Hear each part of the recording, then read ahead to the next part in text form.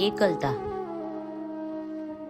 એકલતા એ ખરેખર એકલતા નથી, એ તો ખુદની સાથે રહેવાનું સૌભાગ્ય છે. મંઝિલે એકલા ચાલવા નીકળ્યો હતો. સમૂહમાં રહેવાથી થોડો થાકી ગયો હતો. ભીડ હતી પણ હૃદય ખાલી લાગતું. કેટલાય સંબંધો જોડાયા, કેટલા તૂટ્યા, પણ અંતે એ સતત એકલો જ રહ્યો. કેટલાય મોજાઓમાં વહેતો ગયો, પણ કિનારાથી તો દૂર જ રહ્યો. એકલી સાંજના અંધારે જ્યારે બધા ઘરોમાં દીવા બળતા, ત્યારે ખાલી રસ્તાઓ પર એ ચાલતો રહ્યો. ક્યારેક એ થાકતો, ક્યારેક એકાદ પથ્થર પર બેસી જાત સાથે વાતો કરતો. બધાને હસતો દેખાતો, પણ હૃદયમાં ફક્ત શૂન્યતા. એણે બધાને આપ્યું, પણ પોતે શું મેળવ્યું? એ પ્રશ્ન હંમેશા હવાસમ રહેતો. આ એકલતા એ તો એની ઓળખ બની ગઈ હતી.